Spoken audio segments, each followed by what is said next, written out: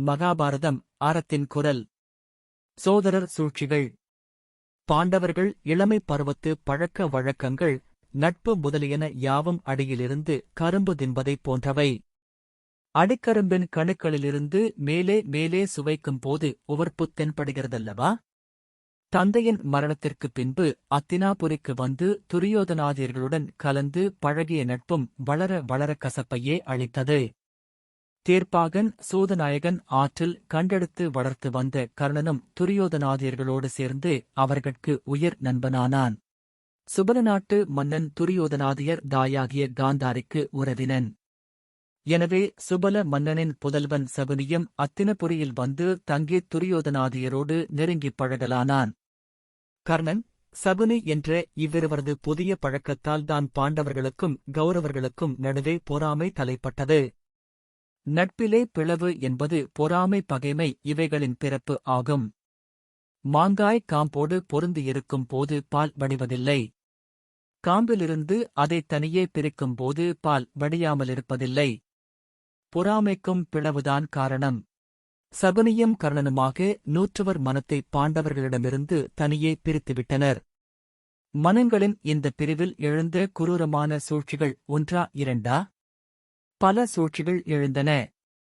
வான விளிம்பை அளாவி நிற்கும் உயரமான மலைச்சிகரம் போல சத்தியத்தையும் தருமத்தையும் போற்றி உயர்வு பெற்று விளங்கும் தருமன், வல்லமையால் உலகையே வெல்லும் உடலும் உள்ளமும் ஊக்கமும் பெற்ற வீமன், சிந்தனை, செயல், அழகு, ஆண்மை இவற்றில் நிகரின்றி நிற்கும் விஜயன் என இவ்வாறு ஒவ்வொரு வகையிலும் உன்னத நிலை பெற்றுத் தோன்றும் பாண்டவர்களை எதிர்த்து பொறாமை கொள்வது கிழறவர்களுக்கு எளிமையான இயல்பாக தோற்றியிருக்க வேண்டும். இந்த எண்ணத்தை தோற்றுவித்தவன் கர்ணன், வளர்த்து முதிரச் செய்தவன் சகுனி. இதன் விளைவு, பாண்டவர்களை எந்தெந்த வழியில் எல்லாம் துன்புறுத்த முடியுமோ அந்தந்த வழிகளிலெல்லாம் துன்புறுத்துவது என்ற பகைமை எண்ணம் கௌரவர் மனத்தில் எழுந்தது.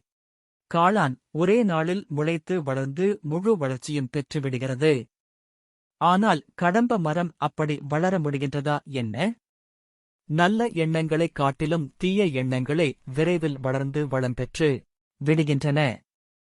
இது உலகியல்பு.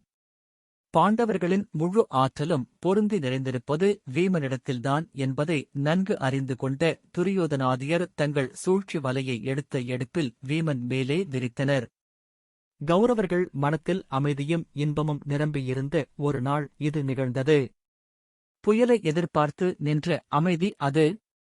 அழிவை எண்ணி இருமாந்து கொண்ட இன்பம் அது.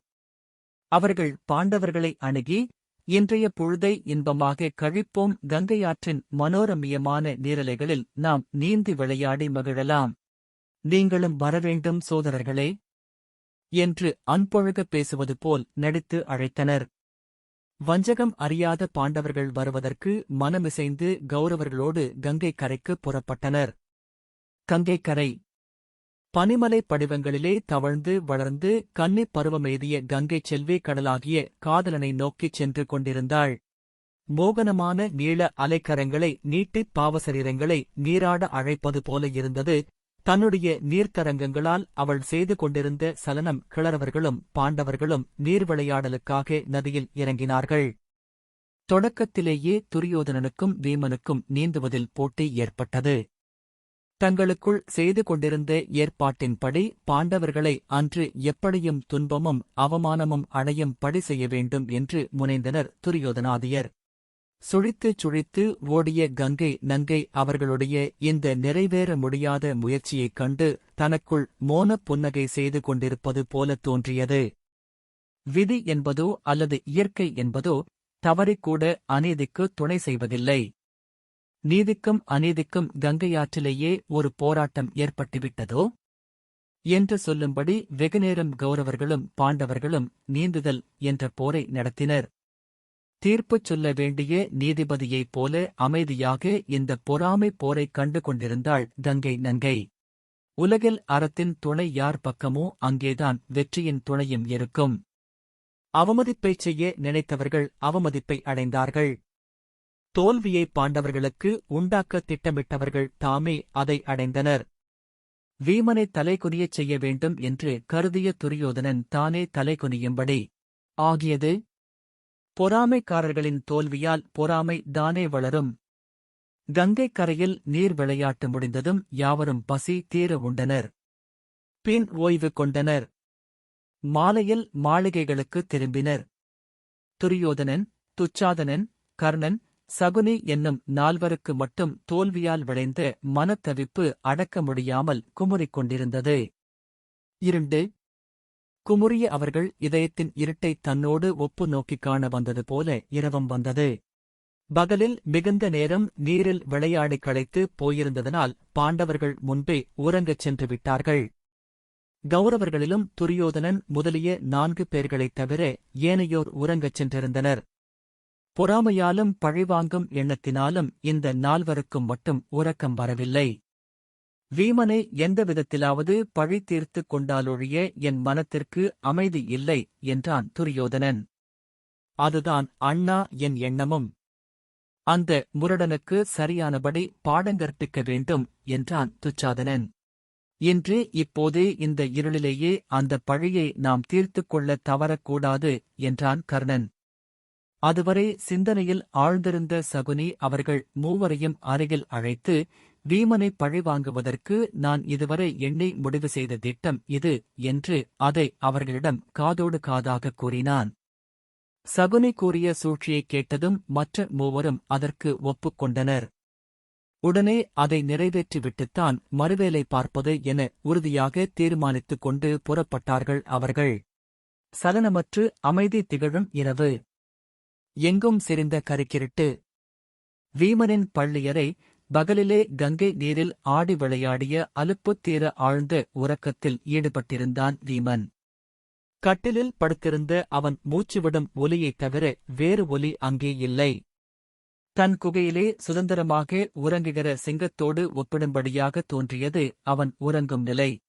உறங்கும் சிங்கத்தின் குகைக்குள்ளே பதுங்கி பதுங்கி நுழையும் குள்ள நரிகளைப் போல துரியோதனன் முதலிய 4 கையில் கயிற்றுச் சுருள்களுடன் வீமனின் பள்ளியறைக்குள் நுழைந்தனர்.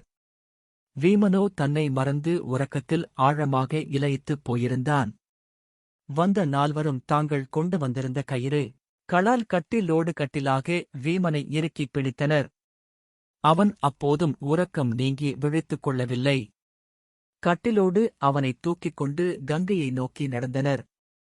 அவர்களுடைய இந்த வஞ்சகச் செயலுக்கு துணை செய்வது போல இரவின் தனிமையும் அமைதியும் வேறு பொருந்தியிருந்தன.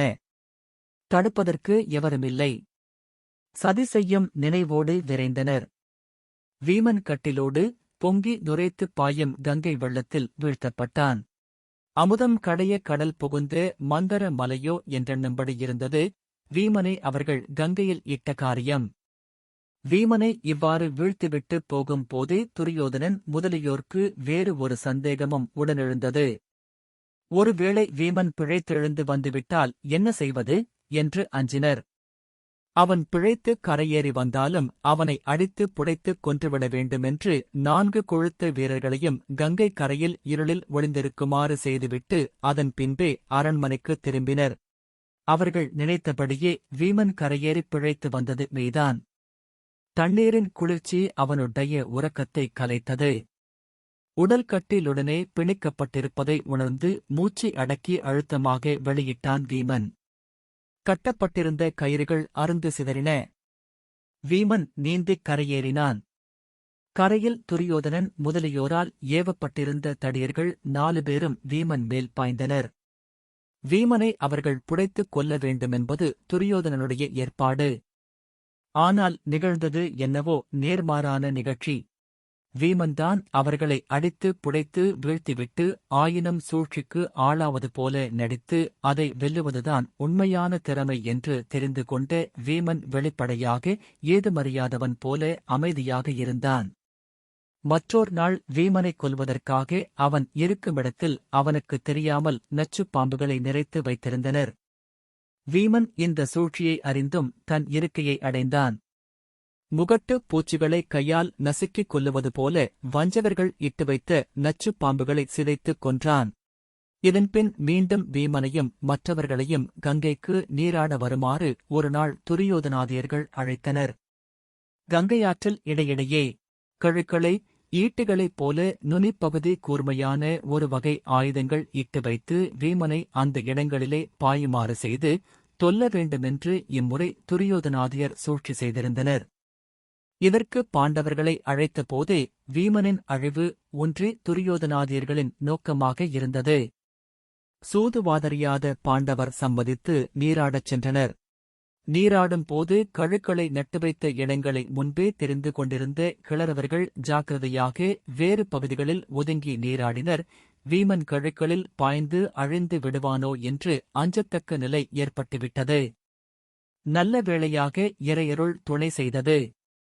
எந்தெந்த இடங்களில் கழுக்கள் நாட்டப்பட்டிருந்தனவோ அங்கே கண்ணபிரான் வண்டுகளாக தோன்றி வீமனைக் காப்பாற்றினார். வீமன் கழுக்கள் இருந்த இடங்களை விலக்கிவிட்டு திறமாக நீராடிக் கரையேறினான். தீய உள்ளம் படைத்த துரியோதனாதியர் இம்முறையும் ஏமாற்றமே அடைந்தனர்.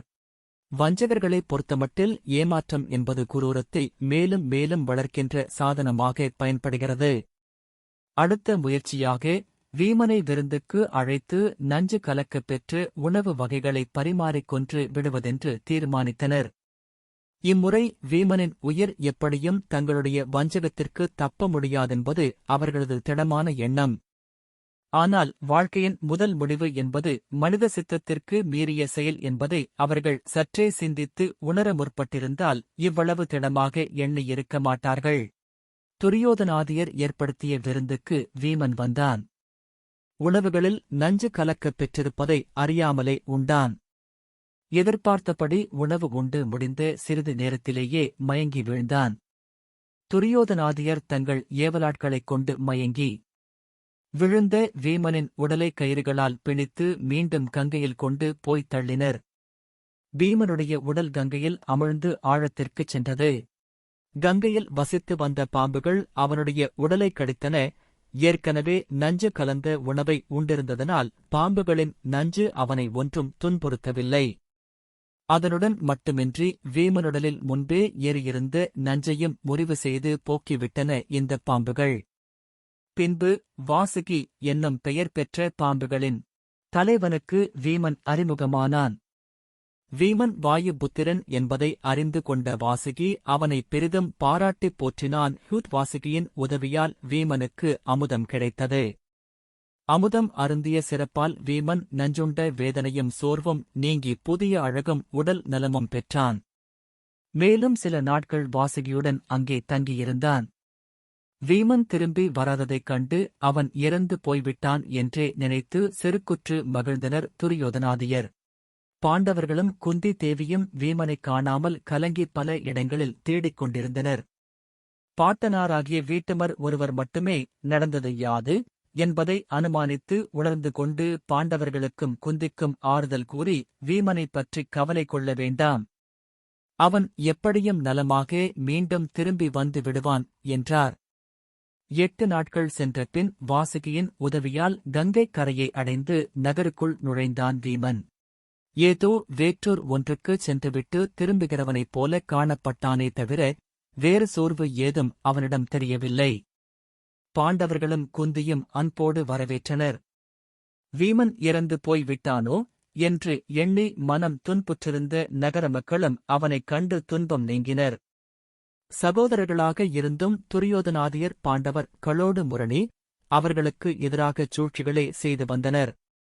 பாண்டவர்களில் வீமனின் வலிமை தங்களுக்கு அச்சத்தை விளைவிப்பதாக இருந்ததனால் அவனையே முதலில் அழைக்கக் கருதினர். ஆனால் விதியோ இந்த வஞ்சகர்களின் கருத்துக்கு நேர் எதிராக இருந்தது. நன்மையும் தீமையும், சத்தியமும் அசத்தியமும், தர்மமும் அதர்மமும் போராடுகின்ற நெருக்கடியான சந்தர்ப்பங்கள் உலக வாழ்வில் அடிக்கடி வருகின்றன. சத்தியம் தோற்றுவிடுவோ என்ற பயம் இம்மாதிரி நேரங்களில் காண்போர்க்கு ஏற்படத்தான் ஏற்படுகிறது. ஆனால் நன்மை, சத்தியம், தர்மம் முதலிய இவைகள் யாவும் பொறுத்து ஆற அமரவே வெற்றி பெறுகின்றன.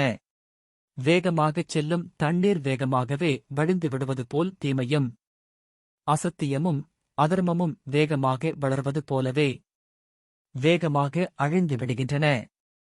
அதற்கு மாறாக சூழ்ச்சி செய்யும் மனிதர்கள் அவர்களுடைய சூழ்ச்சிகள் ஆகிய யாவும் விரைவாக முன்னேறி வெற்றியை நெருங்குவது போல தோன்றுவது இயற்கைதான். ஆனால் முடிவில் அழிவும் தோல்வியும் இவர்களுக்கே ஏற்படப் போவது உறுதி. உலக வாழ்வியல் மிக நுணுக்கமாக உண்மை இது. இந்த உண்மையை முடிவில் விளக்குவதுதான் காவிய பயன்.